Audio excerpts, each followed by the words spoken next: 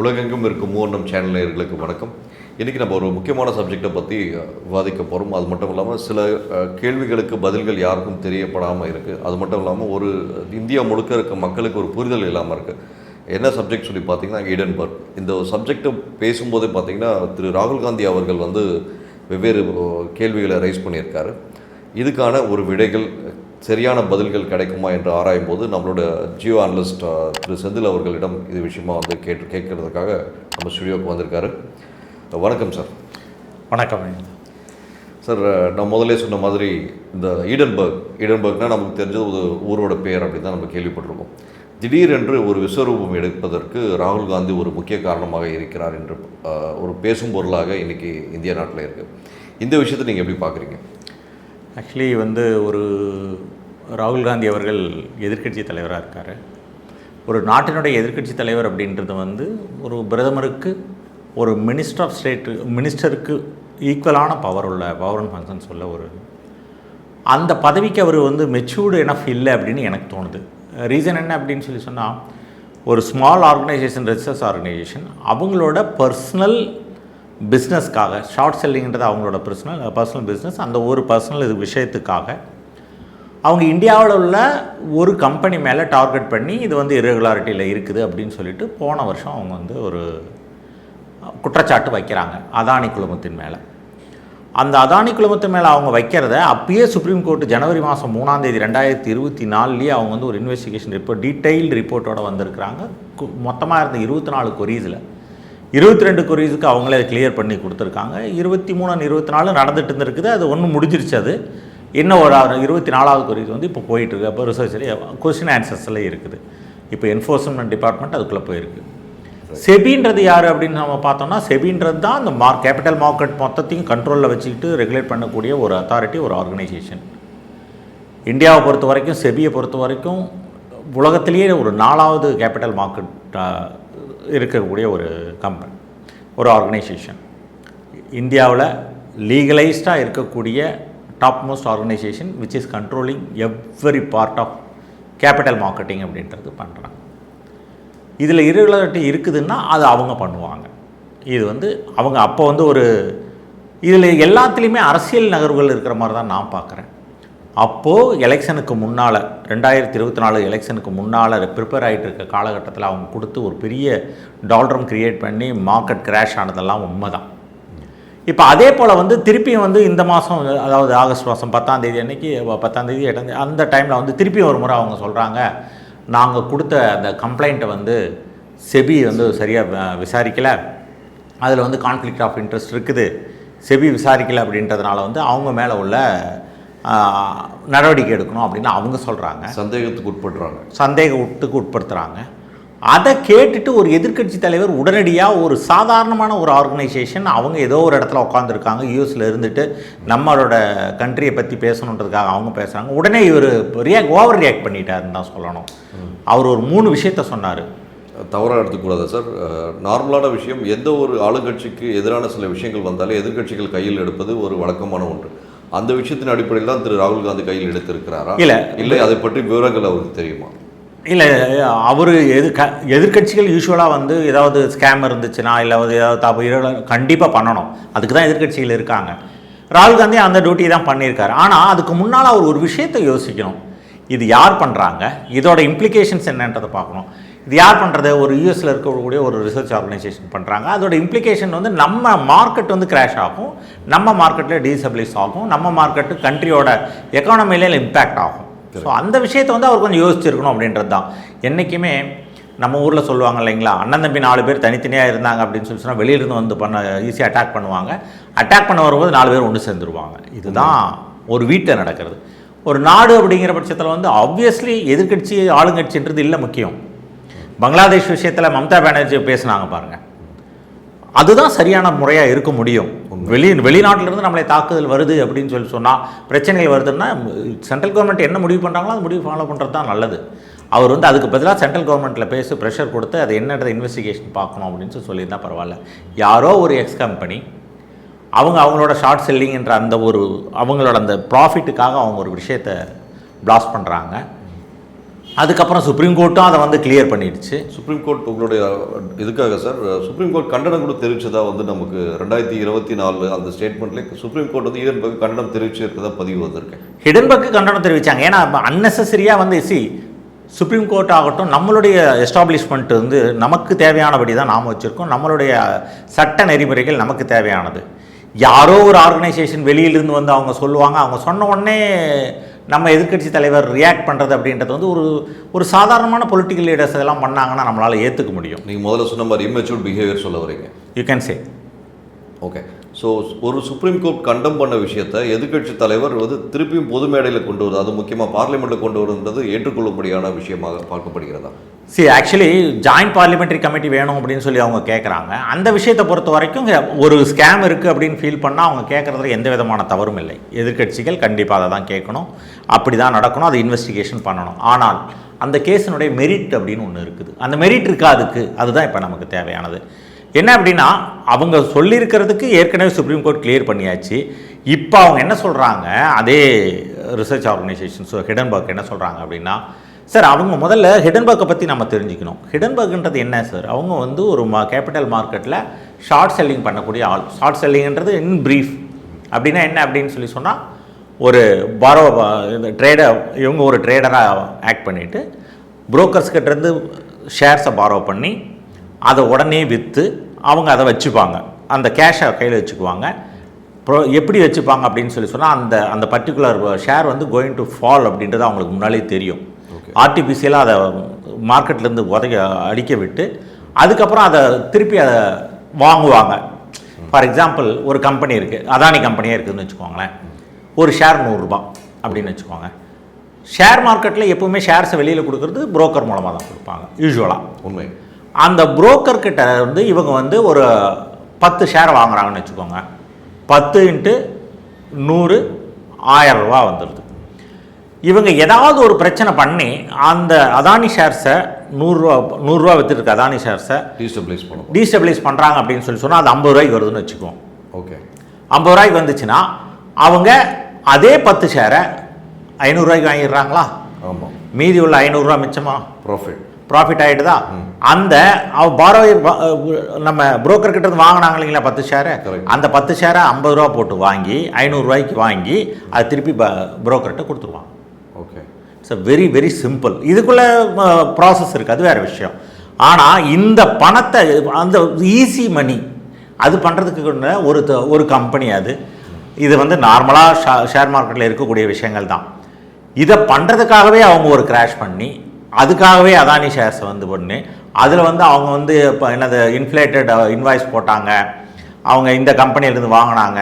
இப்போ டேக்ஸ் ஹெவனில் இருக்கக்கூடிய மால்தீவ்ஸ்லேருந்து கம்பெனிஸை, shell கம்பெனிஸ்லேருந்து investment எடுத்தாங்க இப்படின்னு சொல்கிறது எல்லாமே வந்து டீஸ்டபிளைஸ் பண்ணி அந்த ஷேர்ஸை வாங்கிட்டு திருப்பி கொடுத்துட்டு அதில் ப்ராஃபிட் பார்க்குறதுக்காக மட்டும்தான். சார், நீங்கள் சொல்கிறத வச்சு பார்க்கும்போது இது ஒரு வகையான புரோக்கர் ஏஜென்சின்னு எடுத்துக்கலாமா, இல்லை புரோக்கரேட் இண்டஸ்ட்ரின்னு எடுத்துக்கலாமா? ஏன்னா இவங்க வந்து ஒரு இந்திய நாட்டில் இல்லை, இவங்க அமெரிக்காவில் உட்காந்து இவங்க ஒரு ட்ரேடர், புரோக்கர் கூட கிடையாது. புரோக்கர் அப்படின்றவங்க வந்து ஷேர் மார்க்கெட்டை பொறுத்தவரைக்கும் புரோக்கர் அப்படின்றவங்க வந்து இட்ஸ் பிக்கெஸ்ட் லெவல். அவங்க கரெக்ட். அவங்க ஒரு பெரிய எவ்வளோ பெரிய ஆர்கனைசேஷன்னாலும் ஒரு புரோக்கர்கிட்ட கொடுப்பாங்க, நீங்கள் you have to sell it அப்படி. ஏஜென்சி மாதிரி. இவங்க ஒரு சாதாரணமான ட்ரேடர் இவங்க. ஓகே. சரி, அமெரிக்காவில் உட்காந்துட்டு இந்தியாவில் இருக்க விஷயங்கள், இந்தியாவில் இருக்க கம்பெனியை வந்து பிளாக் மார்க் பண்ணுறதோ இல்லை நெகட்டிவ் லிஸ்ட் பண்ணுறதோ இவங்களுக்கு என்ன அத்தாரிட்டி இருக்குது சார்?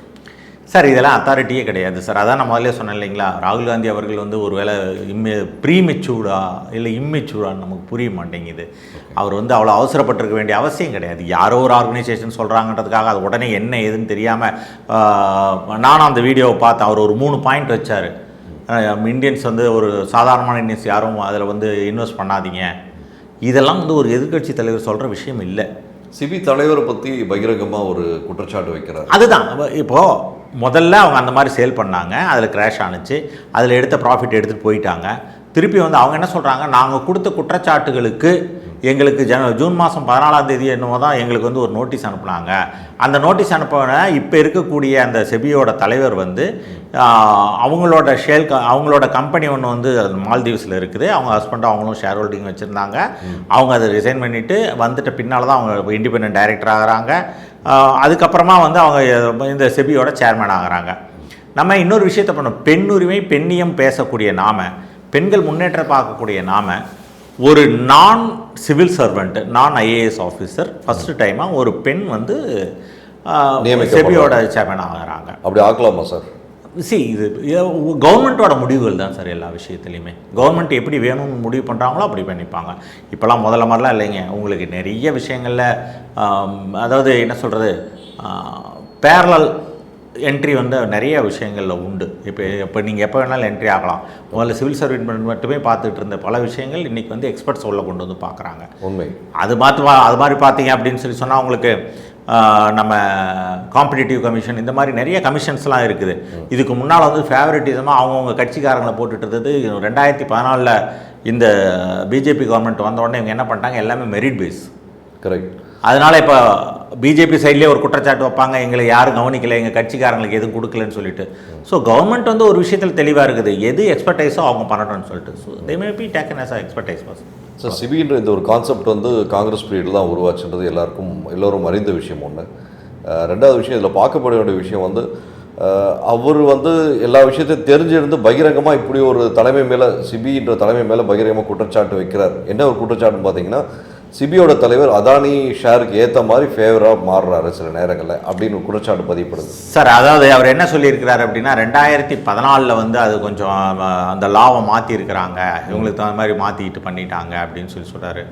அதாவது இந்த செபியோட சேர்மனும் அவங்க ஹஸ்பண்டும் வந்து மொத்தமாக வந்து அதானி குழுமத்தில் வந்து இன்வெஸ்ட்மெண்ட், அந்த கம்பெனி இன்வெஸ்ட் பண்ணது வந்து கிட்டத்தட்ட ஏறக்குறைய 7 கோடி தான், அதுக்கு மேலே ஒன்றும் கிடையாது. இதுக்காக ஒரு பெரிய லாவையே மாற்றி இதெல்லாம் வந்து எனக்கு தெரிஞ்ச வரைக்கும் ராகுல் காந்தியும் அவர் சார்ந்திருக்கக்கூடிய கட்சியும் அவங்க ஏற்கனவே இந்த மாதிரி வேலையெல்லாம் நிறைய பண்ணியிருப்பாங்கன்னு நினைக்கிறேன். அதனால தான் அது இருக்குது.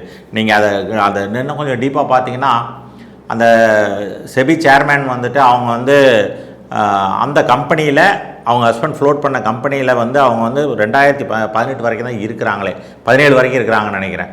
17 வந்து அவங்க எப்போ வந்து செபிக்குள்ளே வராங்களோ அந்த டைமில் அதை மொத்த ஷேர்ஸையும் எழுதி கொடுத்துட்டு வெளியில் வந்துடுறாங்க. ஸோ நீங்கள் இதெல்லாம் இண்டிவிஜுவல் என்டிட்டியாக தான் பார்க்க முடியும். உங்களுக்கு சந்தேகம் வரலாம், இது ஸ்கேமாக இருக்குமான்ட்டு. சந்தேகத்துக்கு நீங்கள் அதை என்னன்றதை கேட்கலாம்.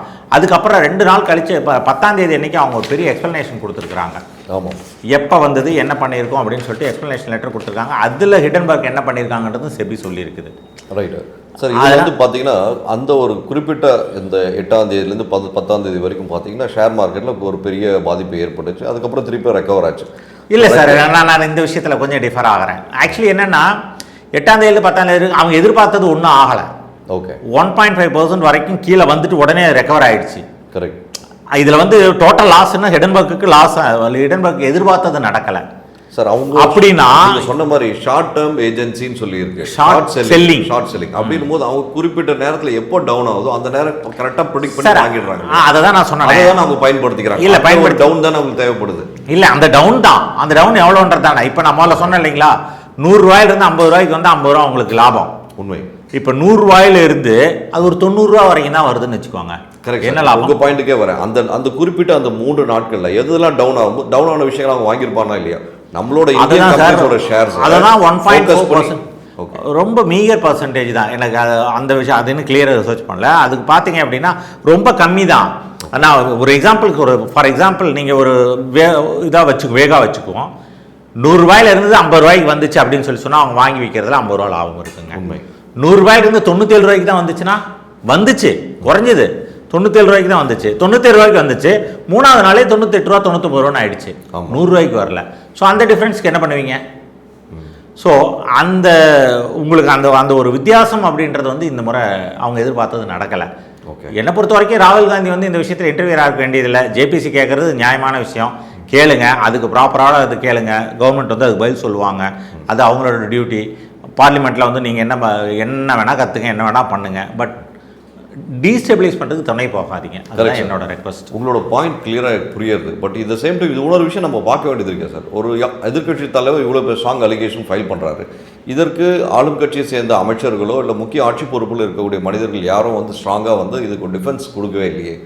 ஏன் சார் இப்போ எதிர்கட்சி தலைவர் பாயிண்ட்டை வந்து வேலிடாக இவங்க எடுத்துக்கலையா?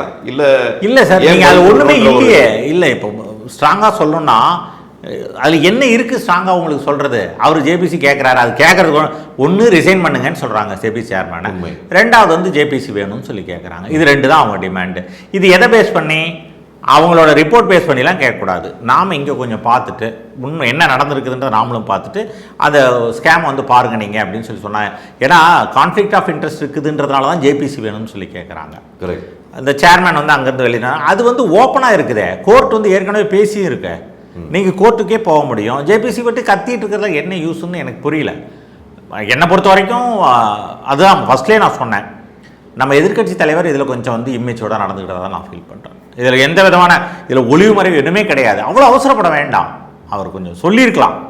அவர் என்னென்னா பார்த்துட்டு ஜேபிசி வேணும் இதெல்லாம் வேணும்னு சொல்லலாம். அவ்வளோ அவசரமாக அடுத்த நாள் ஒரு வீடியோ போடுறாரு. அந்த வீடியோவில் அவர் என்ன சொல்கிறாரு, இந்த மாதிரி வந்து யாரும் ஷேர் மார்க்கெட்டில் இன்வெஸ்ட் பண்ணாதீங்க, அவங்க வந்து லஞ்சம் வாங்கியிருப்பாங்களோ வச்சு அவங்க கரெக்டானவங்கன்னு நினைக்கிறோம், அவங்க ரிசைன் பண்ணிட்டோம், இவங்க இதை சொல்லியிருக்கிறாங்க, அந்த ரிசர்ச் குரூப் அதை சொல்லியிருக்காங்க, ஸோ இதனாலலாம் பண்ணாதீங்கன்னு ஒரு 3 பாயிண்ட்டு சொல்கிறாரு. இது என்னத்தை காட்டுதுன்னா உங்களுக்கு அவசரம் என்ன?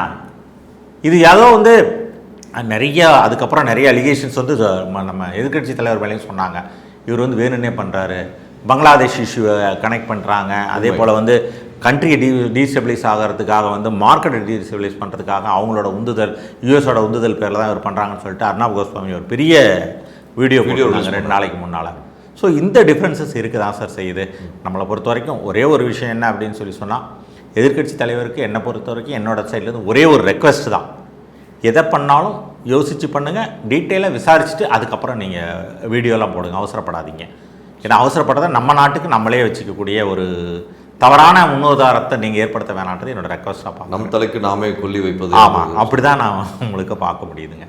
நன்றி சார். தங்கள் கருத்துக்கும் கருத்து உதவிக்கும் மிக்க நன்றி சார். நன்றி.